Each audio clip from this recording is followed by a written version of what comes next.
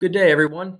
Thank you for joining us for this webinar presentation. My name is John Clements, and I'm the technical lead for the Homeland Defense and Security Information Analysis Center, or HDIAC, one of three IAC domains in the DoD Information Analysis Centers operating under the Defense Technical Information Center, or DTIC, within the Office of the Undersecretary of Defense for Research and Engineering.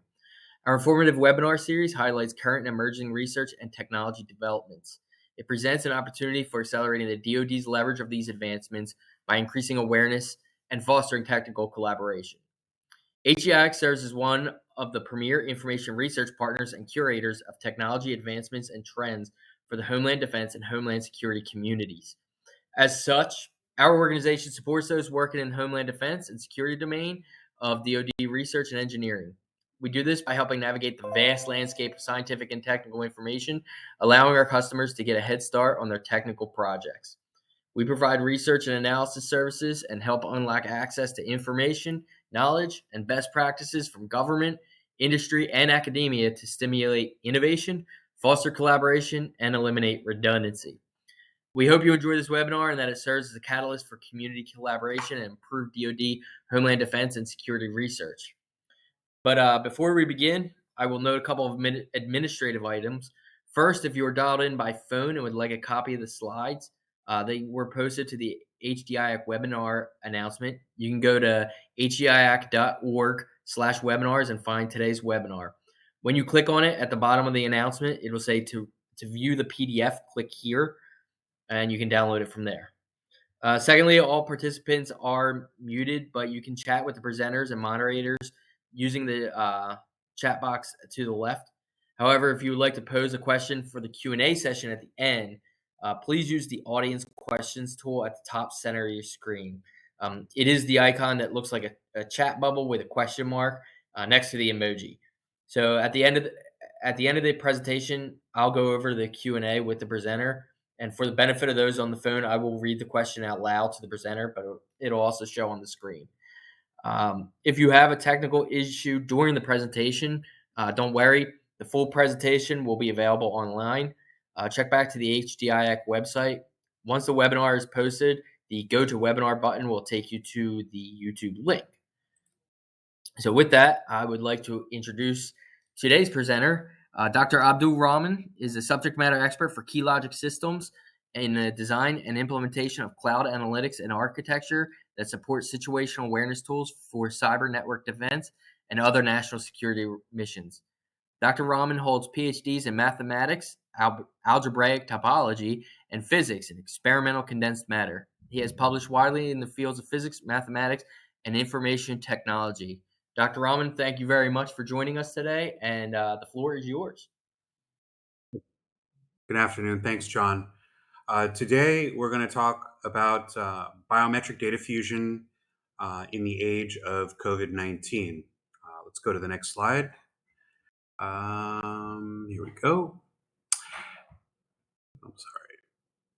So the overview for the talk today will surround the notions of bringing together different characteristics of people, whether that's pictures of their face through facial recognition, fingerprints, or the pattern by which they walk, which is their gait, or structures around their eye, paraocular, to understand how to bring these together to formulate a more detailed view of how to identify persona. And typically these are done in biometric systems.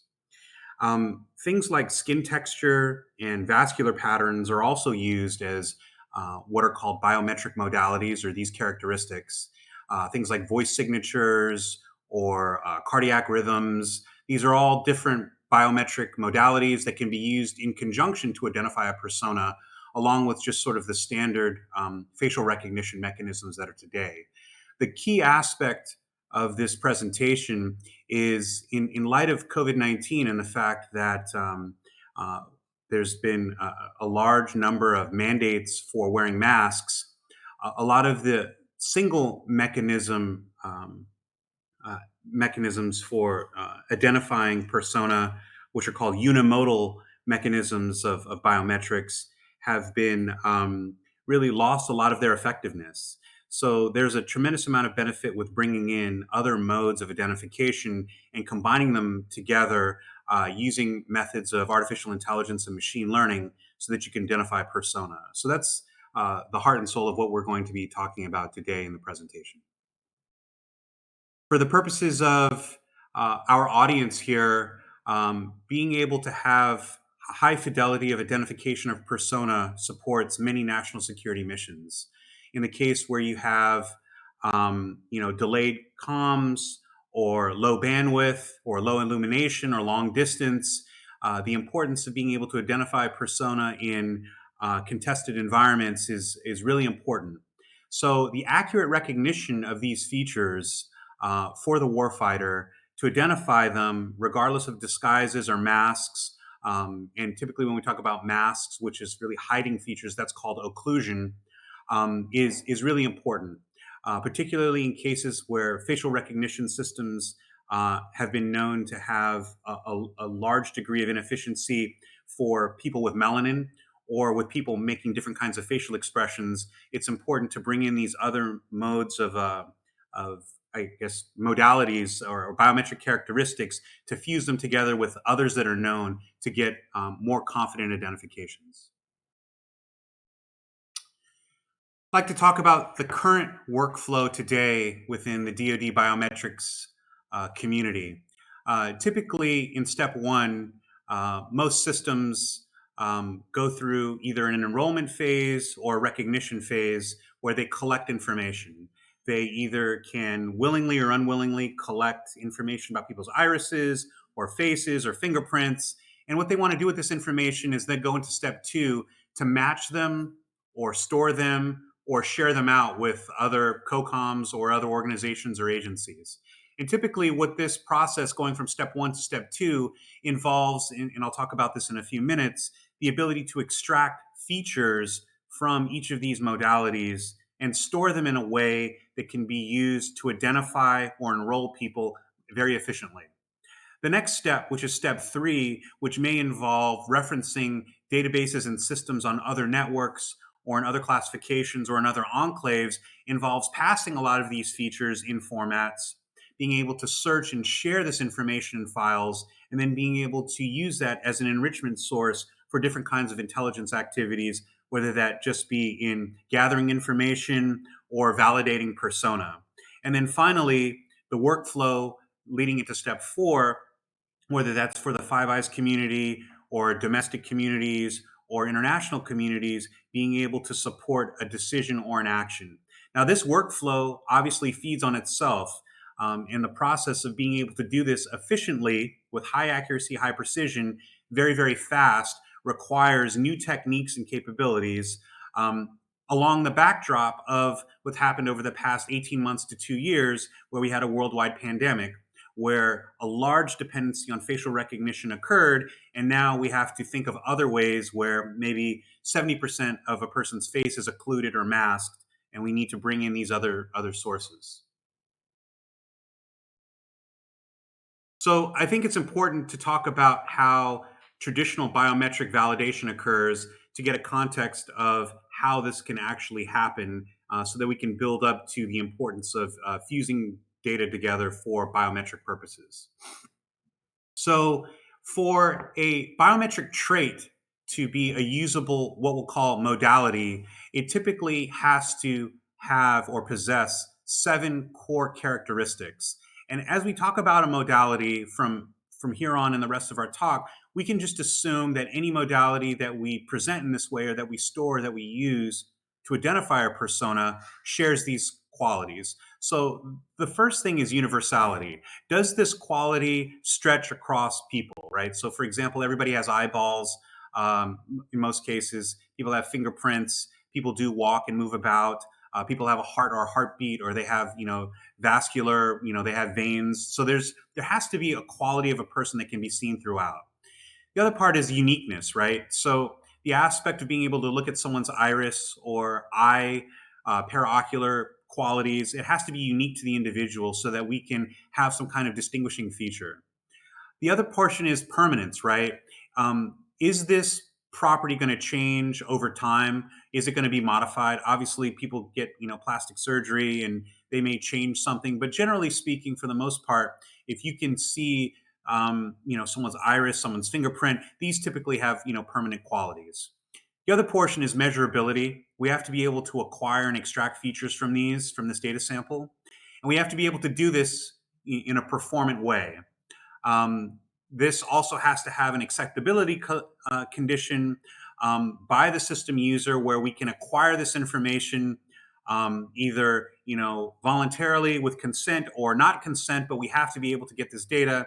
And then finally, we don't want to be able to have this spoof or deceive easily. In other words, if we have this information or we have this data, we have these features, we can pretty much point out that this is the person. So on the right, you have this picture of things like that are physiological, like face and fingerprints and iris and DNA. And then you have things that are more behavioral, like keystrokes and signature and voice. And one of the things that we want to identify in our talk here is the ability to combine these modes or these modalities is a very powerful way to positively identify an individual. Whereas dependence on one becomes kind of a crutch, where if someone's hand was burned, or they were wearing gloves, or their fingerprints, had an issue like they got cut, or they had an eye patch, there may be other ways to recognize them, and so our system has to be able to admit them and support them. Now that we know what characteristics are or modalities within a biometric system, I want to talk about the basic architecture of a biometric system. And so I think it's important to note that for this view, even though there's formulas and information here, this is very straightforward. So we're going to start from the left, where we have a user identity. And this user identity, we're going to acquire a modality or a biometric trait. And we do this typically with a sensor. And so in this case, in the picture, what we're doing is we're trying to acquire a fingerprint. And this fingerprint could be subject to what's called noise. And there's several, there are like 5 examples of noise for this sensor. So this biometric trait, a fingerprint, could be an example, but we could easily apply this to eye or gait or paraocular or any other biometric trait or characteristic. But typically, what we want to do is get a good reading from the sensor so that we can extract the features. We want to be able to have a good signal. Next, we want to extract features associated with the fingerprint. And then we want to do one of 2 things, which are the 2 primary workflows within a biometric system. We either want to enroll the individual, in other words, enroll these features into some type of database, or we want to go through taking these features and trying to match them against the known elements or records within some kind of database. And then finally, once we have a degree of confidence or what's called a match score, we then move into making a decision, and we have sort of the predicted identity. Is this individual the same person or a different person? And so this is generally the workflow for most biometric systems. And in general, what we want to do with these extracted features is we want to obtain a usable digital representation of these extracted traits and store them. And then when we do that, if this is a system that is solely using one characteristic, or what's called unimodal, then we will want to make a decision positively or negatively whether this is the persona. But if it's a system that uses multiple modes or multiple modalities, or a multimodal system, then we'll want to have some mechanism to be able to tie these together or fuse them. And so in the case of what we've had as a mask mandate, where people's face has been largely covered, utilizing things like fingerprints and iris and gait to enrich facial recognition or certain portions of the face has become very important. I've mentioned Uni-Modal Biometrics, and so I want to talk briefly about what this is. This is a system that's based on one biometric modality. It could be a fingerprint system, for example, or a face image, but it's only one representation. So in the previous picture where we took someone's fingerprint, that's a unimodal system. They're very widespread, and they return, in a lot of cases, a high positive rate of identification due to the fact that there's a large amount of data embedded within their databases.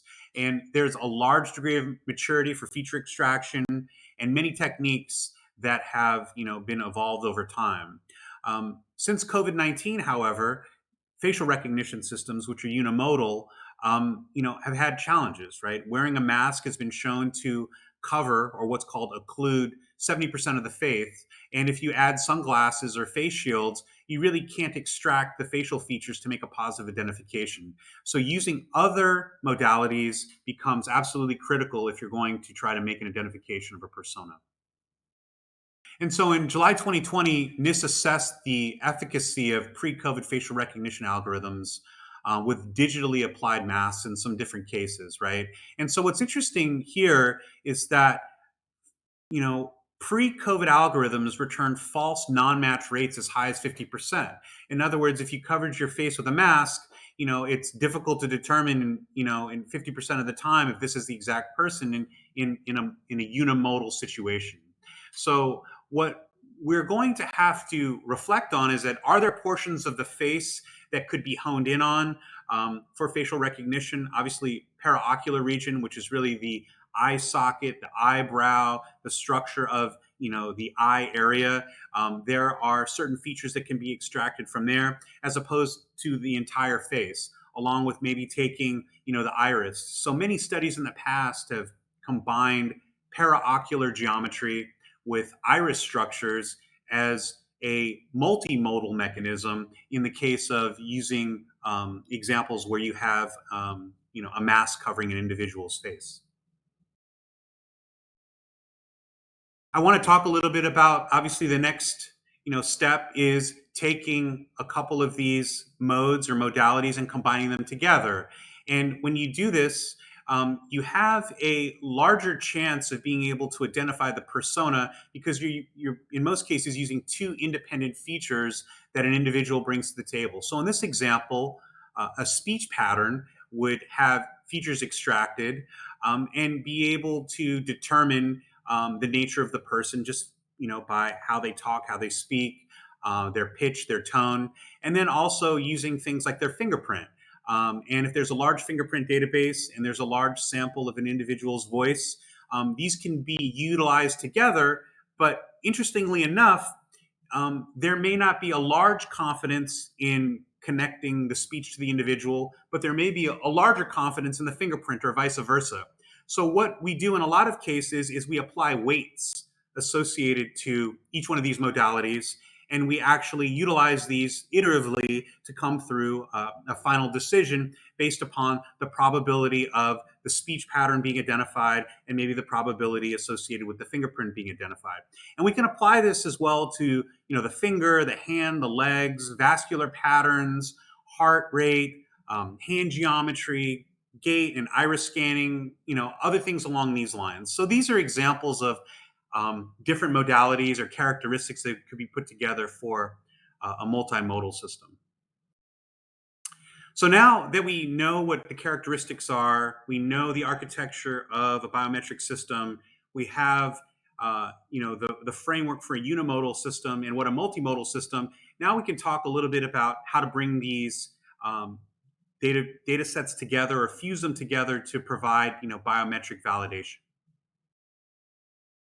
So typically in the area of data fusion, in what's called or maybe considered advanced biometrics, there's 5 typical sources which can be examined in the diagram on the right. There's multi-sensor, where you utilize different views. These could be different types of cameras, for example, in the multi-sensor picture. It could be multi-algorithm, where you basically process a fingerprint using different ways and you take the results and bring them together.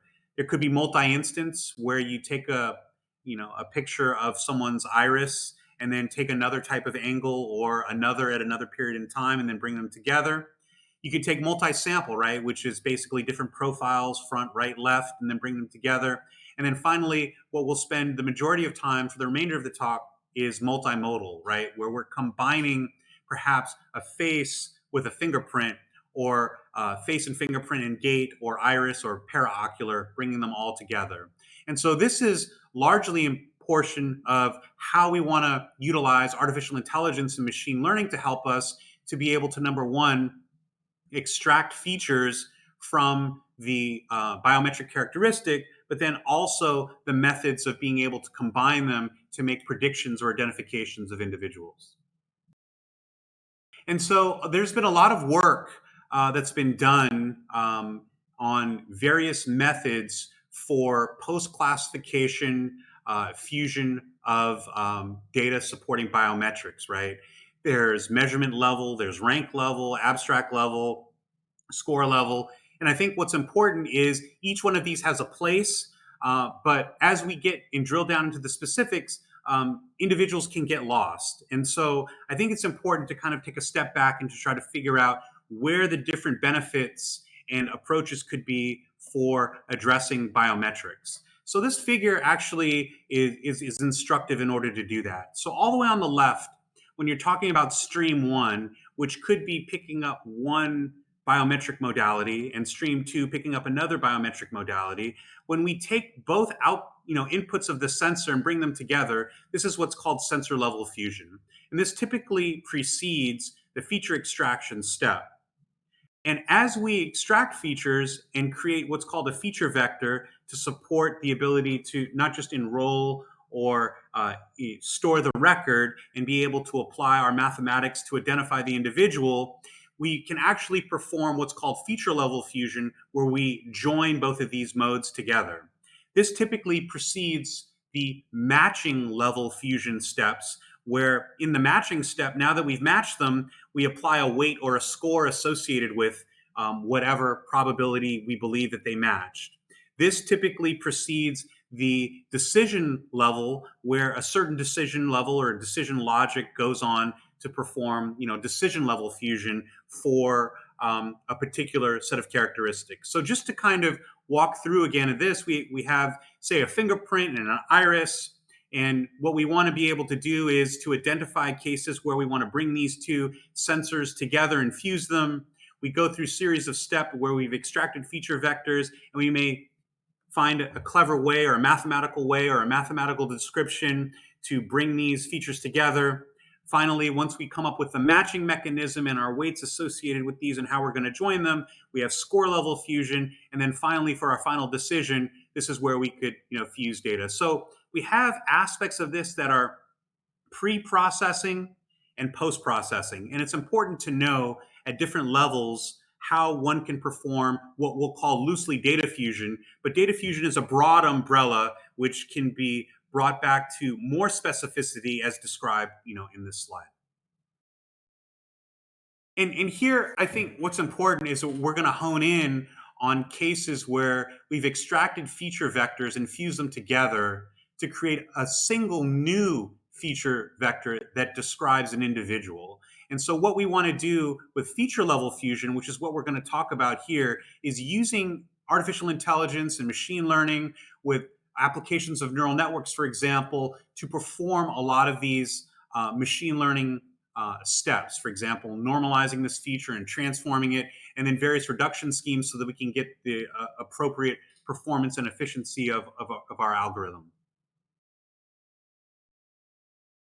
And so I've kind of teed up the discussion in many ways about how we can combine these multi-biometric approaches with various tools, right? So the idea is that many techniques, for example, convolutional neural networks, are very keen at extracting features from images and being able to utilize highly efficient mechanisms for identifying certain properties or characteristics within images. And using this with various techniques within AI and ML, we can actually speed up the identification process, but also we can work towards identifying individuals a lot faster. When we combine other modes, for example, iris or gait, using similar techniques and performing out this smoothing, if you will, of building the feature vector per person and building this in a manner that performs well, we can actually have a high degree of efficiency for identifying individuals that does not rely on one technique in particular.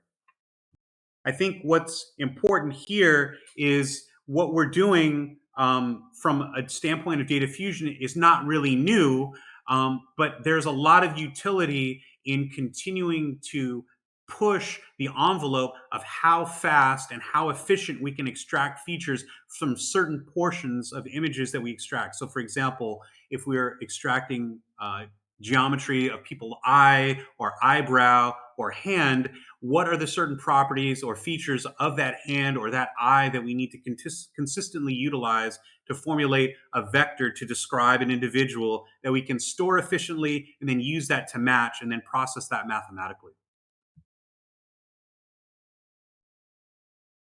We can continue in a manner where what we've talked about in our previous slide about utilizing techniques to build up predictive power, we can build up a series of steps or what we'll call a neural network utilizing deep learning to support some of these challenges that are posed by unimodal methods, right? Where we have strict reliance on one method.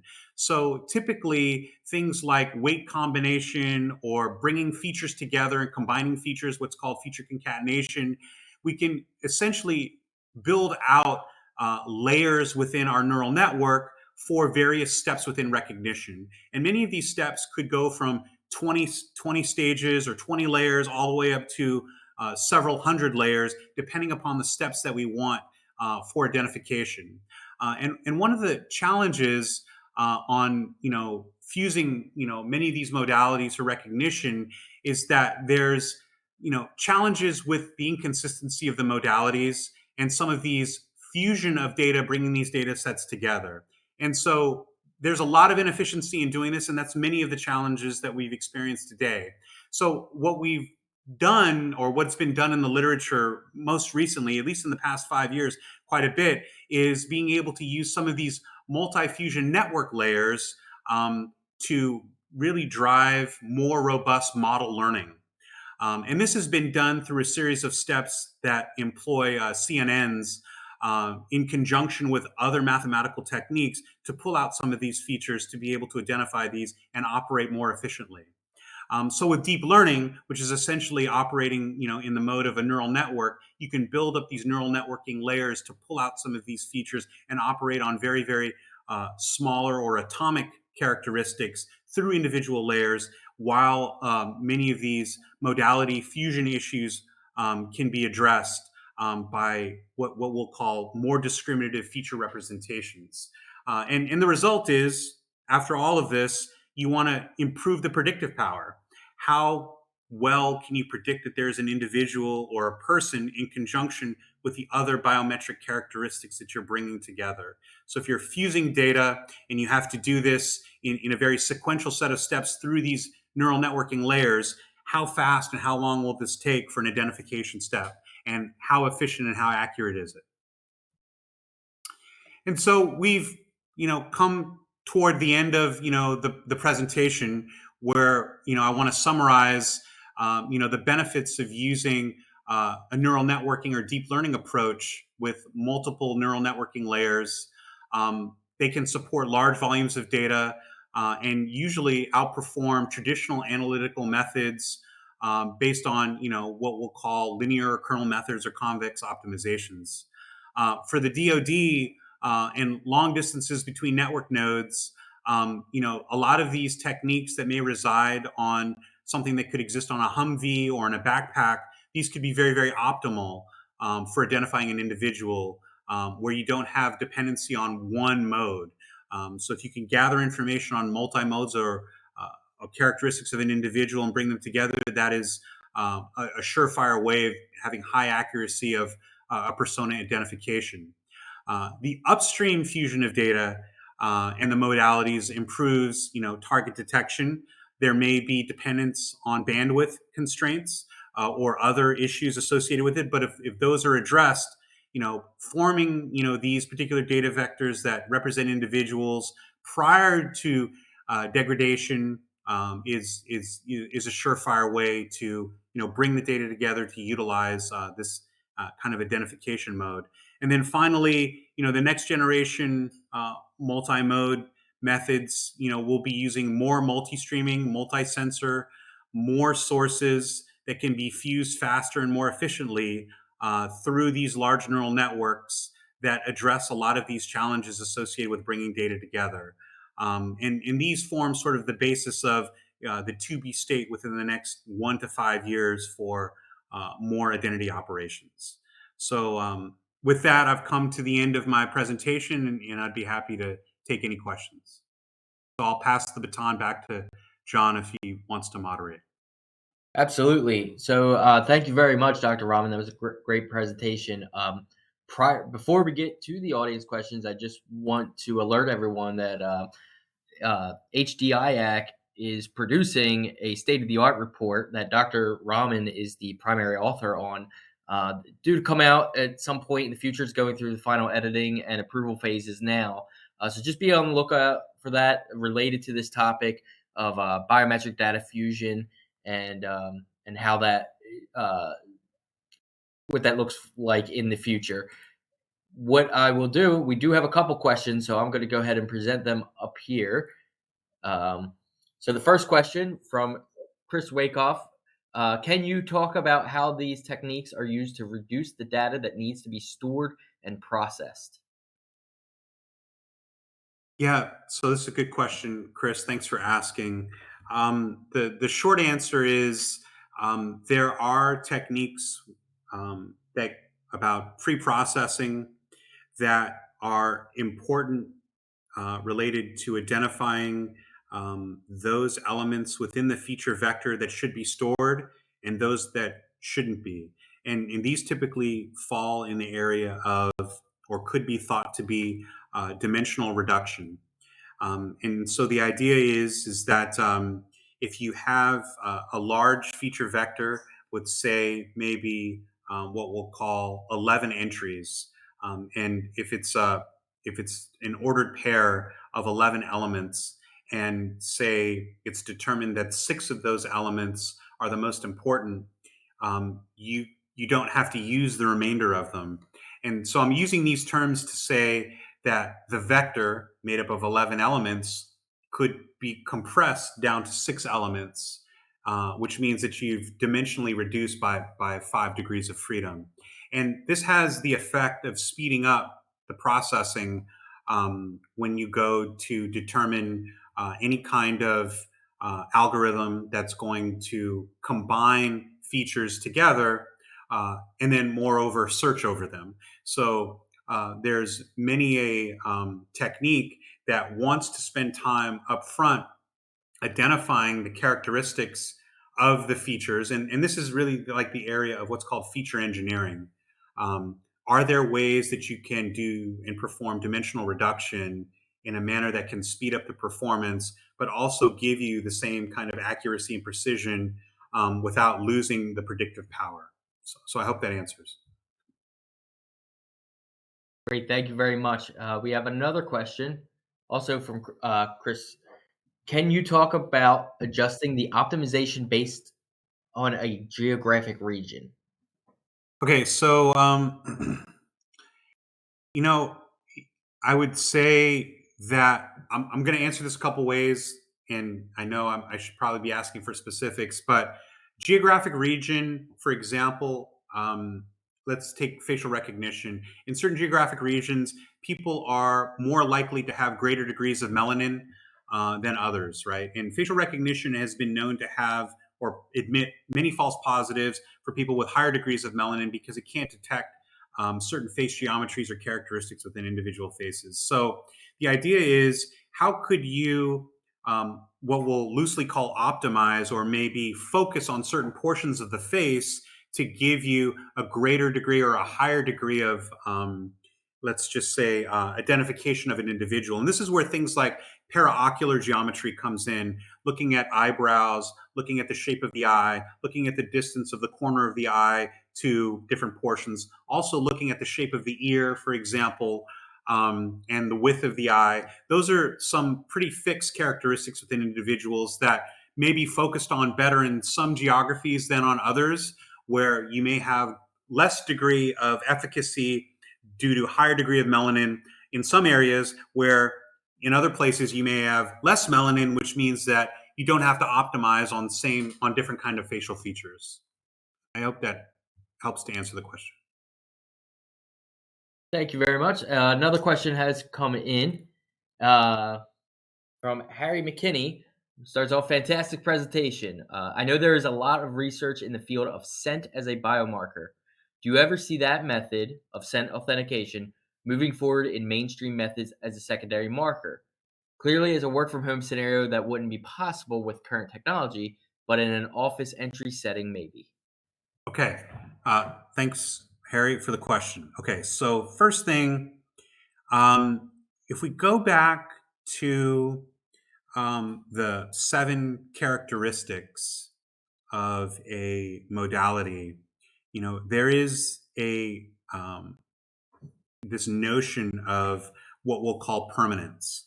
And so biomarkers with scent, I think is very valid. However, scents can be impacted by environmental conditions.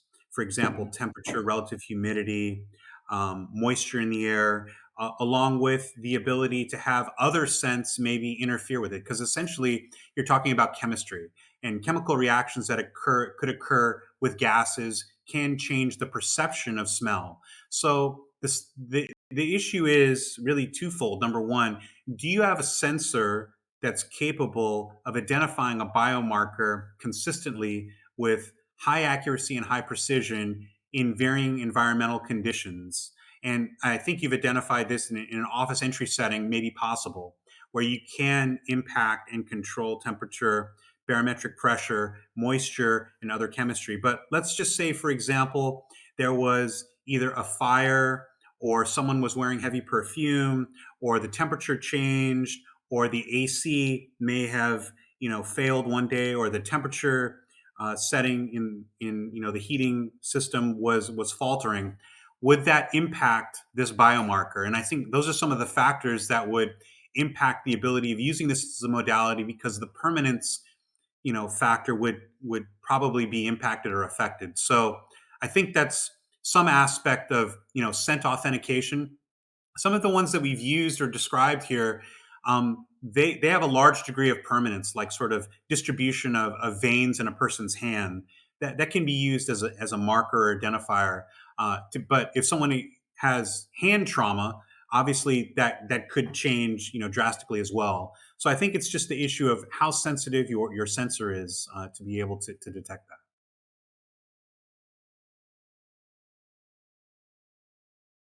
I made the mistake of leaving myself muted here. One more question just came in. I'm just looking at it. Okay, Well, it's if you not can really a read. question. It's just a statement of I don't know if you have any additional insight on this. I'll put it up there by Eric Harper. It says, I don't believe that the latest NIST reports on demographic differentials mention anything about melanin levels. Um, That's absolutely correct. The report that I referenced about the masks did mhm. not. So it's probably an additional variable that needs to be included in the study. Um, I think the point that they wanted to demonstrate is that if you hold, you know, I guess melanin of the individual, fixed within a certain area, the facial recognition algorithms that were used pre-COVID are only accurate about 50% of the time. I would suspect, and I'd hypothesize and conjecture, this is all me, that if you did add melanin as a factor, including the masks, you would probably sense or see a lower accuracy. But that's just a conjecture. Very good, very good. Well, Dr. Rahman, that is doesn't look like any other questions have come in. So with that, I'm going to go ahead and close it out. I will remind people that these within the next day or so, this should be up on YouTube, and you'll be able to grab a copy of the slides also from our website if you want them for any reason. Feel free, if you want more information on this topic, you can submit a technical inquiry through the HDIAC website, and we'll be happy to dig into it with you. We have Dr. Rahman is and his group is quote on staff with us, can perform some work in this area for us with a technical inquiry. So um, please take advantage of that service. And I thank everyone for attending, and happy holidays to everyone. Thank you very much.